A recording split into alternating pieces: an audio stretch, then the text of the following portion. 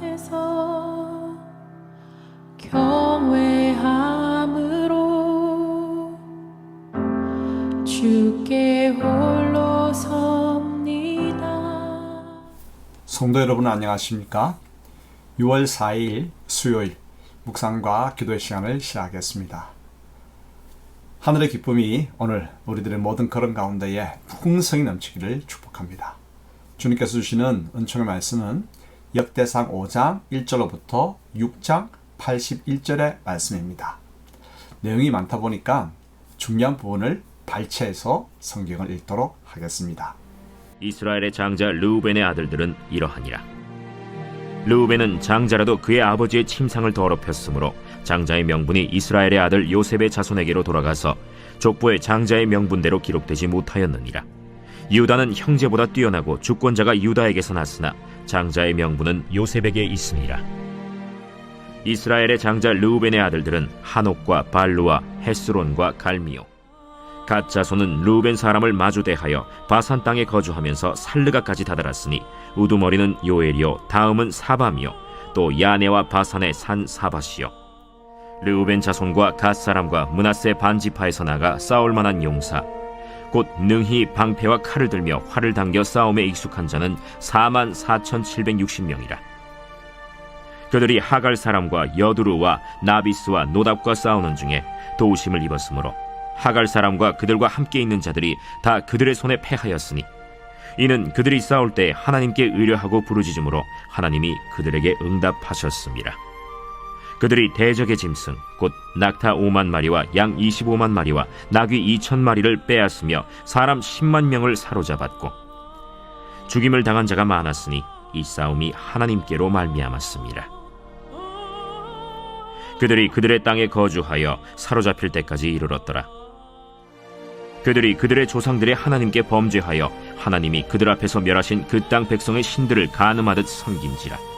그러므로 이스라엘 하나님이 아수르 왕 불의 마음을 일으키시며 아수르 왕 디글랏 빌레셀의 마음을 일으키심에 곧 르우벤과 갓과 므낫세 반지파를 사로잡아 할라와 하볼과 하라와 고산 강가에 옮긴지라. 그들이 오늘까지 거기에 있습니다. 레위의 아들들은 게르손과 그핫과 므라리요. 그핫의 아들들은 아므람과 이스할과 헤브론과 우시엘이요. 아므람의 자녀는 아론과 모세와 미리암이요. 아론의 자녀는 나답과 아비후와 엘르아살과 이다말이며 언약궤가 평안을 얻었을 때 다윗이 여호와의 성전에서 찬송하는 직분을 맡긴 자들은 아래와 같았더라. 솔로몬이 예루살렘에서 여호와의 성전을 세울 때까지 그들이 회막 앞에서 찬송하는 일을 행하되 그 계열대로 직무를 행하였더라. 직무를 행하는 자와 그의 아들들은 이러하니 그핫의 자손 중에 헤만은 찬송하는 자라.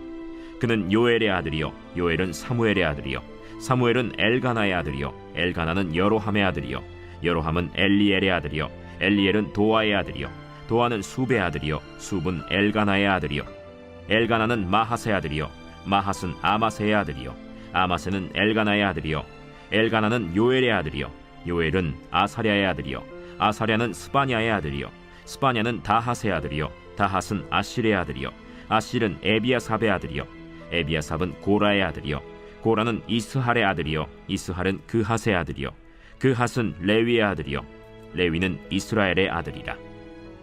헤만의 형제의 아삽은 헤만의 오른쪽에서 직무를 행하였으니 그는 베레기야의 아들이요 베레기야는 시므아의 아들이요. 역대상 5장은 요단 동편에 르우벤, 갓, 므낫세 반지파의 족보가 나오고 6장은 레위 지파의 족보와 그들이 흩어져 살았던 지역이 기록되어 있습니다. 먼저 요단 동편 지파들의 계보에 대해 알아보겠습니다. 역대상 5장은 북이스라엘 요단강 동편의 르우벤, 갓, 므낫세 반지파의 족보를 다루고 있죠. 첫 부분에 장자권에 대한 중요한 정보를 알려줍니다. 르우벤은 장자였지만 소모와 관계하여 거룩함을 저버린 까닭에 장자의 명분이 요셉 지파인 므낫세와 에브라임에게로 넘어갔습니다. 유다는 이스라엘의 주권자 다윗 왕조를 배출한 영적 장자의 가문인 것을 알려주죠. 이 세 지파가 가나안 정착 전쟁을 하나님께 의뢰하고 싸울 때는 큰 승리를 얻었습니다. 하지만 후에 하나님을 멀리하고 가나안의 우상들을 가늠하듯 섬길 때 그들은 아수르에 의해 무너져 사로잡혀가고 말았죠. 요단 동편 세 지파의 족보는 두 가지 교훈을 들려줍니다. 첫 번째 교훈은 장자권에 대한 교훈입니다. 영적 장자권은 먼저 태어났다고 가지는 것이 아닙니다. 하나님의 뜻에 따라 주어지는 주권적 결정이죠. 유다 지파는 어떤 특별한 요소나 업적이 있어서 영적 장자권을 받은 것이 아닙니다. 육체의 장자권도 성결함을 무시하면 잃어버리게 되죠. 따라서 하나님의 주권을 인정하고 감사해야 합니다. 두 번째 교훈은 형통의 비결은 하나님을 신뢰하고 말씀에 순종하는 것이라는 가르침이죠. 세 지파가 승리했을 때와 패망하여 흩어져 버렸을 때를 비교하면 분명히 깨달을 수 있습니다. 그러므로 우리에게 주어진 존귀한 지위에 걸맞은 거룩함과 순종의 삶을 통하여 형통과 승리를 이어가도록 애쓰도록 하십시다. 두 번째로 레위 지파의 계보에 대해 알아보겠습니다. 역대상 6장은 레위 지파의 족보와 그들이 흩어져 살았던 지역을 소개하고 있습니다. 레위 지파 가운데 제사장 계보가 가장 먼저 나오죠. 레위의 세 아들은 게르손과 그핫과 무라리입니다. 그핫의 장자 아므람에게서 아론과 모세와 미리암이 태어났죠. 아론의 네 자녀는 나답과 아비후와 엘라살과 이다말입니다. 아론의 자손들은 제사장 가문을 이루었고 나중에 바벨론으로 잡혀갈 때 아론의 후손 제사장 여호사닥도 함께 끌려갔습니다. 언약궤가 예루살렘으로 돌아왔을 때 다윗이 세운 장대 직분을 맡은 레위 자손의 이름들도 나오죠. 그중 중요한 이름은 창량대 총책임자 헤만이고 그를 오른쪽에서 도왔던 아삭과 왼쪽에서 도왔던 에단이 있습니다. 그리고 그 외에 레위 사람들은 하나님의 전에 필요한 모든 일을 맡았습니다. 레위 지파는 자기 기업을 받지 못했죠. 그래서 각 지파가 내어준 성읍에서 살아야 했기에 이스라엘 전역에 흩어질 수밖에 없었습니다. 6장 뒷부분에는 레위 지파의 정착지가 자세히 소개되고 있습니다. 그들은 순번에 의해 정한 때가 되면 각 정착지에서 예루살렘 성전으로 올라가 그들의 직무를 감당하였죠. 레위 지파는 기업을 받지 못한 채 이스라엘 전역에 흩어져 살았지만 그 역할은 너무나 중요합니다. 신앙을 유지하는 책임을 맡았기 때문이죠. 그래서 아론의 가문은 속죄 일을 감당하는 제사장 가문이 되었고 그 외에 다른 레위 사람들은 찬양하는 일과 성전의 모든 일들을 감당하기 위한 전문 사역자로서 레위인으로 세워졌습니다.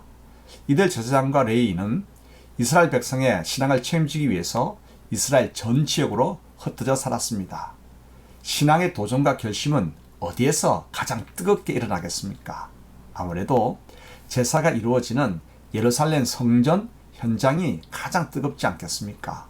예루살렘 성전의 신앙을 각 성읍으로 전달하여 이스라엘 백성이 뜨겁고 올바른 신앙으로 하나 되도록 하는 역할을 레위 지파가 감당하였습니다.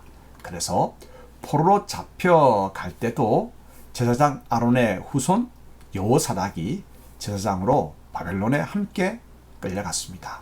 여호사닥은 단순한 포로가 아니었죠.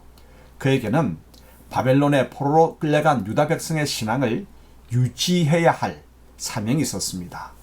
흩어져 살아야 하는 레위인도 단지 기업을 얻지 못해서 이스라엘 전 지역으로 흩어져 살아야 했던 게 아니죠. 그들에게는 사명이 있었습니다. 어떤 사명입니까? 예루살렘 성전과 각 지역 이스라엘 백성의 마음을 연결하여 신앙을 뜨겁게 유지해야 하는 사명입니다. 오늘날 우리는 누굽니까? 왕같은 제사장이며 거룩한 레위인입니다. 그러므로 우리에게도 사명이 주어졌습니다. 우리가 어느 곳에 있든지 흩어진 그곳이 하나님을 뜨겁게 예배하고 하나님을 경외하는 곳이 되도록 하는 사명을 가진 자로 살아가십시다. 함께 기도하겠습니다. 하나님 아버지, 주어진 지위와 상황에 감사하며 거룩함과 순종을 잃지 않게 하소서. 이것이 형통의 비결임을 기억하게 하소서. 제사장과 레위인은 흩어져 살아야 했지만 그 큰 아쉬움을 이기게 하는 것은 주어진 사명의 발견입니다. 오늘을 살아가는 그리스도인인 우리도 왕같은 제장이요 거룩한 레인으로서 우리 삶의 현장을 예배하는 곳으로 만들어갈 사명을 주옵소서. 힘써 이루어갈 소망과 열성과 능력을 주옵소서. 예수님의 이름으로 기도합니다. 아멘. 말씀 앞에서 경외함으로 주께